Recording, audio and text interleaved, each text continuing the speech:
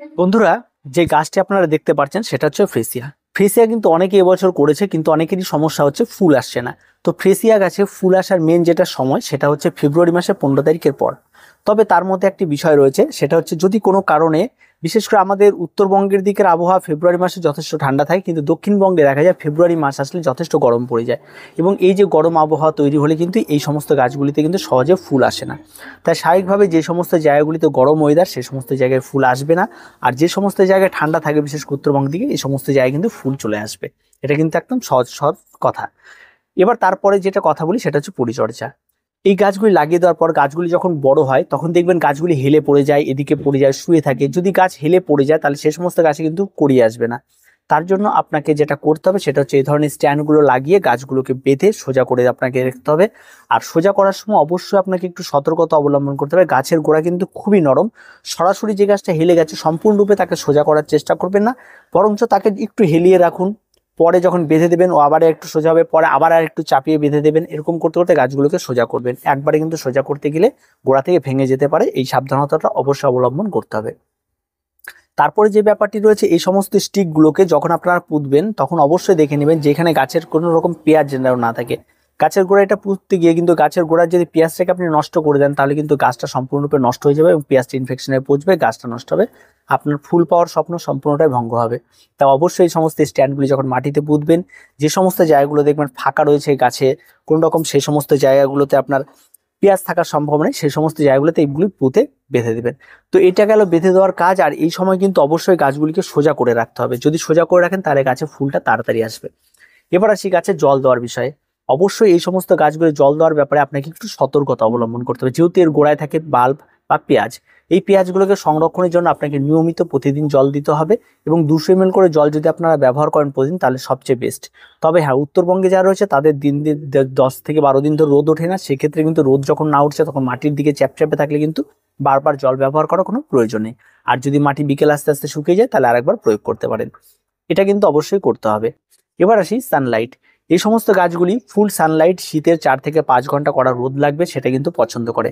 কিন্তু একদম মার্চ মাসের দিকে প্রচন্ড মানে তাপ রোদের সে সমস্ত কিন্তু এরা সহ্য করতে পারে না। তাই এরা ফেব্রুয়ারি মাসে যে একটা হালকা গরম হালকা ঠান্ডা, সেই সময় কিন্তু এই সমস্ত গাছগুলিতে ফুল আসে।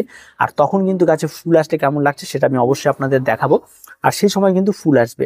আর ফুল আসার পরে এই সমস্ত গাছগুলির যে পেঁয়াজগুলি থাকে সেগুলিকে আবার সংরক্ষণ করে রাখতে আগামী বছর যাবে, সেটা আমরা পরবর্তী আরেকটি ভিডিও করে দেখিয়ে দিব।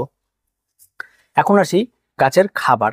এই গাছে খাবার কিন্তু তেমন কোনো কিছু লাগবে না। এই সময় গাছে নিড়ানি দিয়ে দিন গোড়ার মধ্যে।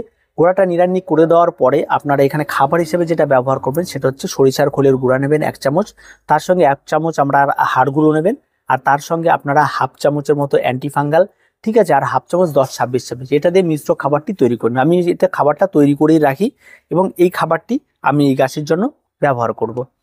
এবার এই গাছে কতটা পরিমাণ ব্যবহার করুন, প্রত্যেকটা টবের জন্য আপনারা 1.5 চামচ করে ব্যবহার করবেন।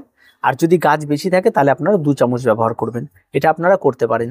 আর কোনো কিছু প্রয়োজন হবে না, এই খাবারে কিন্তু গাছে ফুল চলে আসবে। তার মানে এটা নয় যে এই খাবারটি ব্যবহার করার জন্য গাছে ফুল আসবে। এই খাবারটি দিলে খাবারটি আস্তে আস্তে গাছ যখন খেতে আসবে গাছের পুষ্ট হবে, গাছে ফসফরাস পাবে, পটাশিয়াম পাবে এবং গাছ তার ফুল ফল ধারণ ক্ষমতা বাড়িয়ে তুলবে, যার ফলে আগামীতে ফুলটা ঠিকঠাক মতো ফুটবে। এটা হচ্ছে মেন বিষয় রয়েছে। আর তেমন কোনো কিছু নেই এই গাছের। এবার আসি গাছের রোগ পোকামাকড়। এই সময় কিন্তু গাছের রোগ পোকামাকড় তেমন কোনো কিছু দেখা দেবে না। গাছ পরিষ্কার পরিচ্ছন্ন গাছ থাকবে, এখন ধান গাছের মতো গাছ, গ্লাইডোলাসের যেমন গাছ হয় তেমনই। আর রোগ পোকামাকড় কোনো কিছু পাবেন না এই সময় গাছে। তবে গাছের গোড়ার দিকে একটু সতর্কতা অবলম্বন করে মাঝে মধ্যে একটু অ্যান্টিফাঙ্গাল গোলা জল আপনার গাছের গোড়ায় যখন গাছে জল দেন যখন, তখনই একটু জলের মধ্যে গুলিয়ে নিয়ে একটু ব্যবহার করবেন, তাহলে পেঁয়াজগুলো ভালো থাকে, ইনফেকশন হওয়ার চান্সেসটা অনেক কম থাকে। আর উপরের দিকে তেমন কোনো রকম কোনো পোকার আক্রমণ ঘটে না। আর পোকার আক্রমণ সাধারণত এটা ঘটে হচ্ছে আপনার মার্চ এপ্রিল মাসের দিকে।